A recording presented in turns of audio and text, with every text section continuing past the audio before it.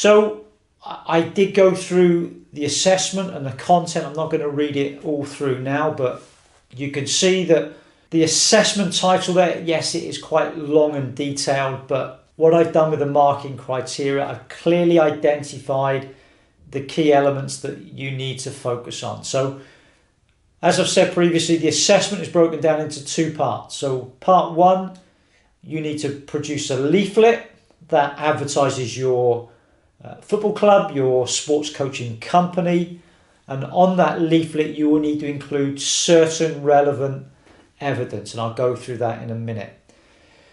The letter is worth 70%, so you need to write an accompanying letter on behalf of your club, your football club, your sports organisation, and you're basically trying to sell your club, your organisation to the head teacher.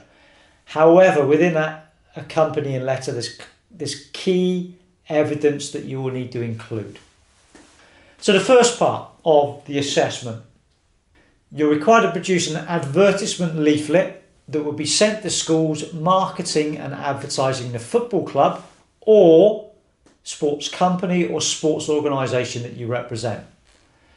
So the leaflet needs to advertise your club or your company or your sports organisation. You need to highlight the services that you would provide that support the national curriculum for PE. And I'll go through this in a little bit more detail in a minute. The benefits and the life skills that your club or organisation could provide to the school. You need to demonstrate on the leaflet that you're qualified as coaches and additional qualifications that you've got. You need to demonstrate, a big thing in school is how do you safeguard, how do we know that what you deliver is safe, effective, safe practice. So the school, the head teacher would like to see some evidence that you're going to safeguard the young children. And also, what is your commitment to high quality physical education and school sport? So within your leaflet, maximum of 500 words, but ideally it doesn't need to be lots of writing. That's what I want you to try and avoid. I'll give you some evidence of leaflets in a minute. It's just the key evidence and how you present that evidence. I don't want to see paragraphs within the leaflet. I'd rather just see the bullet points that identify the key evidence that your leaflet would need to include. So there's some evidence of typically how a leaflet might look. It needs to be eye-catching, it needs to be colourful. I would expect it to have your company logo or your football club logo. I would expect it to have your contact details, email, Twitter, Facebook, Instagram, phone number, your name. There needs to be a contact detail on there. And then obviously the evidence that I will be marking you against on your leaflet. Okay, so to make it nice and simple for you, this is the level of detail I'm expecting you to include on your leaflet. If you haven't included this, then obviously you're not going to get the full marks that are being given to this part of the assessment. So I would expect to see on there that there's some evidence on your leaflet that your coaches are qualified. Right, how are you going to demonstrate that your coaches are qualified?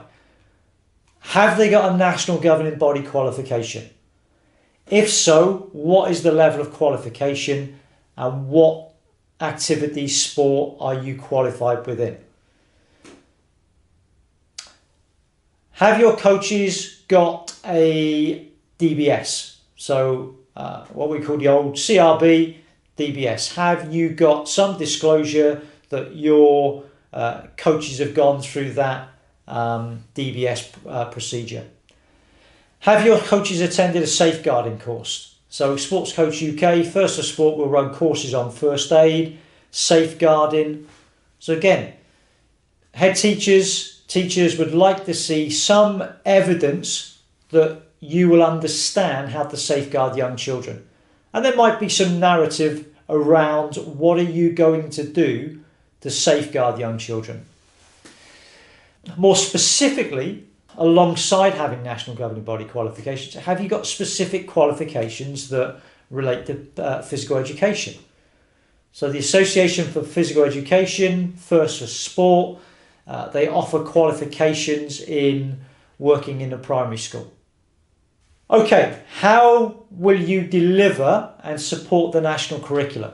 So a school What they don't want to see is you coming in as a coach and delivering 6 to 8 weeks of something that has got no relevance, continuity, progression or consistency in relation to what goes on in the school.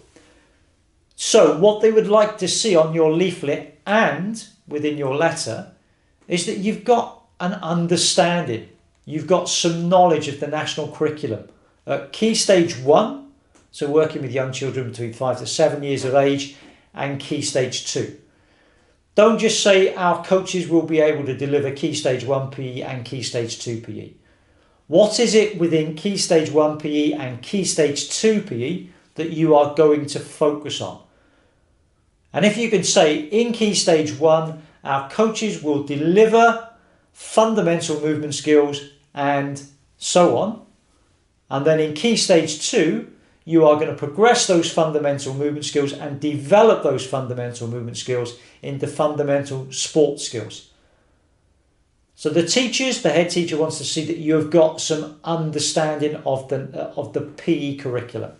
Also, you should be familiar if you're working in schools now that teaching physical education is about whole person development. It's not just about teaching kids to be more physical. It's educating kids through physical development.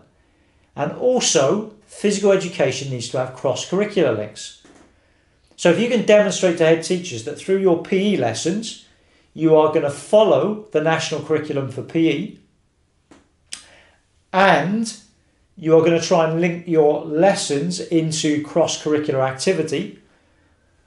So IT, numeracy, literacy.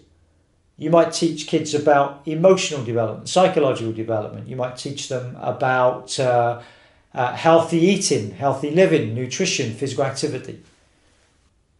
So what will you deliver in school? There needs to be, and again, don't write lots and lots. I just want to see that you demonstrate that you acknowledge some of those key areas. And that's what a head teacher would be looking for. I would expect to see your personal contact details, your email, your telephone, maybe that you've got a Facebook or Instagram or Twitter account. So again, for a head teacher, they can go on to those sites. They can look at how reputable you are as an individual, as a company. Because again, if we're talking about safeguarding children, this is the sort of background evidence that schools might be looking to collect. How will your sessions within the school contribute to life skills? So again, PE has got the ability to develop the whole person, physically, socially, psychologically, emotionally. So again, how can you demonstrate that within your leaflet? And then finally, that there's some recognition on there that you're not just going to go in there and deliver physical education. You are going to go in there and try to commit to delivering high quality PE. And you'll find out when I talk about in other lectures that we do, every young child has got an entitlement to receive 2 hours of high quality physical education a week. Not an hour of physical education, not 90 minutes of physical, 2 hours of what we call high quality physical education. And in terms of what that physical education looks like, we will talk about that in other lectures. So that's the type of evidence. And again, like I said, it doesn't need to be written in paragraphs. It needs to be summarized, it needs to be in bullet point, because remember, you're producing a leaflet that needs to be eye-catching, but it also needs to be informative. And head teachers will be receiving this information all the time, and it's what makes your organization, your company stand out, because it includes the relevant information and knowledge that a school would be looking for.